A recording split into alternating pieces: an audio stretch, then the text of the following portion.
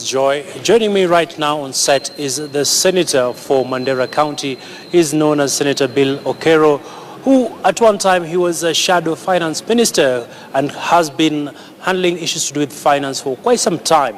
I now want to get his views regarding this year's budget. Many thanks, Senator, for joining us this afternoon. Thank you. A historic day for Kenya, biggest budget in the region. What are your thoughts around this year's budget? Well, as always, our budget is a very ambitious budget. I think my main concern is a budget of 2.3 trillion shillings against a revenue of about 1.5 trillion.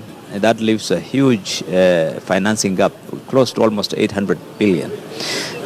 So the question really is, shall we continue borrowing? We are heading towards 4 trillion. The last 3 years of this government, we have already done nearly 1.5 trillion in debt and additional debt.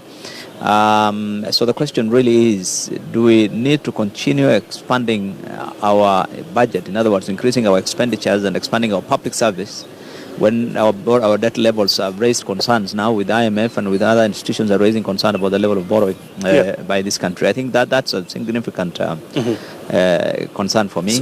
Speaking about debt, sorry to interrupt you, Senator, we are seeing debt has been sort of accumulating over time, and government is giving the narrative that this debt is going towards infrastructure, just trying to improve the business climate. But some feel like you that we're overborrowing of sorts. No, I think there is expenditure, of course, towards infrastructure like SGR and so forth. But when you look at the amount of money that is actually being spent, out of last year was 2.2 trillion.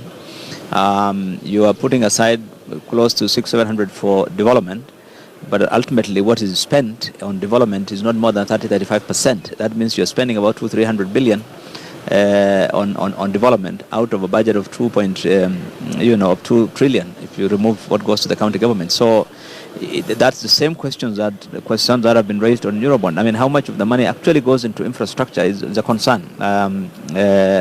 It doesn't, because the level of absorption of the development budget has been a concern for many years. We've never gone beyond a 50% absorption rate in this country on our development budgets. Last December, for the 6 months, we have done 23% only absorption, and it's highly unlikely, that this by now it will reach more even 50% of the. So we are not really doing very well on that. But otherwise, if we were borrowing specifically to go into productive, investments in infrastructure and so forth, then we would see the return immediately, then it would lead to growth of the economy and so forth. But it's clear that most of our expenditure is really on consumption, really, even when we borrow, quite a significant part of it. All right. Of course, we are borrowing more than we need. But the bigger question is, what sort of tax measures are we likely to see coming out of this year's budget? I don't think the speaker, the minister, would be inclined to introduce new taxes, especially just before the elections. It's highly unlikely. Last year they reviewed the VAT rates and brought many other transactions into the VAT bracket. So I don't think they will be taking that route again. It would be too much. I think what the minister also does not tell you is that the projected 1.3 trillion revenue collections by KRA is likely to be a dream, because even this year, by June this year, KRA is already below target by close to 100 billion. They're not doing pretty well. So I think it's a wishful budget that you'll collect 1.3 trillion in revenue. Is highly unlikely that you would. Probably what they will do, if at all they will introduce, is probably on areas, like alcohol and the usual areas like betting, and this they would be tempted to introduce new taxes, especially when concerns have been explained on the living standards of Kenyans. People are really having difficult times. It would not make sense, and I doubt whether the minister would introduce new taxes on essential commodities and this kind of thing. I don't think so. Senator, of course, we're seeing KRA being on the spotlight here. They've been missing the targets year in, year out.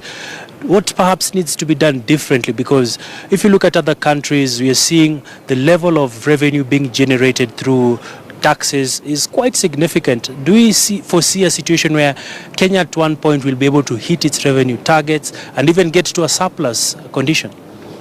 I think it's unlikely unless we deal with corruption, because what is happening is there is corruption inside KRA. So that the collection of revenue in, customs duties and other taxes have been affected. That's why generally the performance of KRA has been getting poorer. It's not the way it has been, and I think I've said this many times. And the ministry is not really dealing with this matter seriously. Last year they announced a budget in the same time in June. 2 months later there was a severe cash crunch in the country. They couldn't pay salaries. Money cannot be transferred to county governments. There was a serious, ministries were stranded, serious cash crisis, you remember. 2 months after approving a budget. So it clearly shows that then they had not looked at those revenue numbers, and they said, revenues were off target. I mean, when you bring a budget to the House, one would expect that you have looked at your projections carefully, very carefully, to ensure that these are actually, and their plans to actually achieve those targets. But if numbers are done, to kill show, just to show that, look, we are making progress and we are going to get more, and you know that year on year you're falling below targets. I think it doesn't make sense, and I think we need to be rational in our projections, and we need to be rational in our expenditures, so that we don't just get into borrow and spend culture. Really, I think it doesn't. But I think there's need to deal with corruption. I think the question of merely vetting some senior officers in KRA, as the president directed a few months ago, will not help. I think there's need to completely, radically review the management of KRA and review even the legal basis, because it used to be that the commissioners, individual commissioners of KRA, had powers that were relevant to those particular. The VAT commissioner was in charge of VAT, but now you have a situation where the director general has all the powers.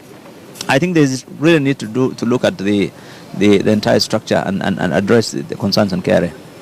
Many thanks. There are quite significant issues being raised by Senator Billow Kerrow, who will be speaking to him later on after the budget to just hear what he thinks of some of the measures that the Kenya government will be considering to finance the ambitious budget of 2.3 trillion Kenya shillings. From this end, my name is Abi Agina. Let's touch base at about 2 p.m. to give you more coverage from Parliament.